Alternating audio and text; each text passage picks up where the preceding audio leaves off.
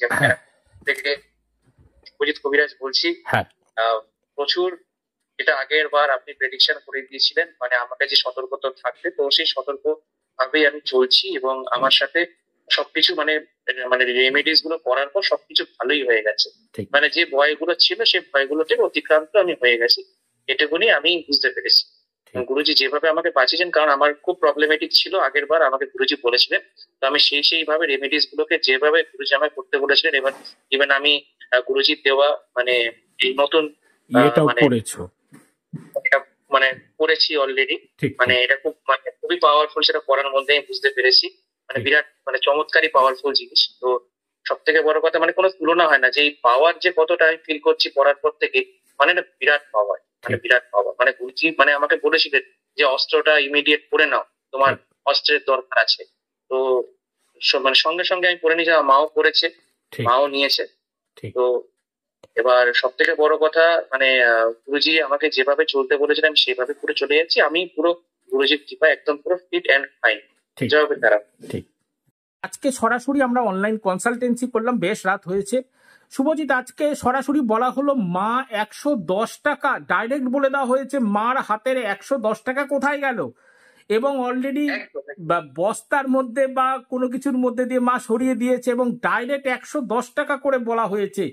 এবং সরাসরি যেই ঘটনাগুলো ঘটেছে, যে বলা হলো যে শুভজিৎ কাচের গ্লাস ভাঙলো কিনা দুটো, সেটা পর্যন্ত মেনশন করা হয়েছে একদম টু দি পয়েন্ট ধরে।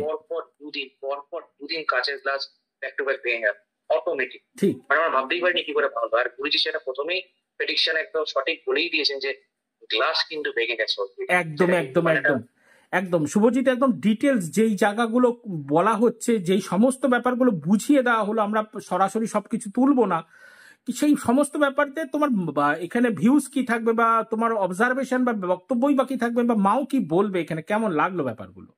মানে সত্যি কথা বলতে গেলে, যে গুরুজির যে অ্যাস্ট্রোলজি, যে চোখটা, মানে এই চোখ মানে একমাত্র ভগবানের যে চোখ দর্শন, আর গুরুজিরও সেই দর্শন। মানে স্বয়ং মহেশ্বর যে দিব্য দৃষ্টিতে দেখেন, আর আমার গুরুজিও সেই দিব্য দৃষ্টিতেই দেখছেন। মানে আমাদের প্রতিটা মানুষকে সেইভাবেই একদম মানে যাতে সম্পূর্ণভাবে সুস্থভাবে ভালোভাবে জীবনযাপন করা যায়, যাতে সঠিক নিয়মে, কারণ গুরুজির সান্নিধ্য মানে তাকে সবসময় কর্ম এবং ভাব সবসময় ঠিক রাখতে হবে। আর গুরুজি সবসময়, আমরা সবসময় কর্ম এবং ভাব ঠিক রেখে চলছি। গুরুজির আশীর্বাদে গুরুজি যেভাবে যে জিনিসগুলো দেখিয়ে দিচ্ছেন, হয়তো একমাত্র ভগবান যে জিনিসটা দেখিয়ে দেয় দিব্য দৃষ্টিতে, সেটা গুরুজি পার্থিব জগতে দেখিয়ে দিচ্ছেন।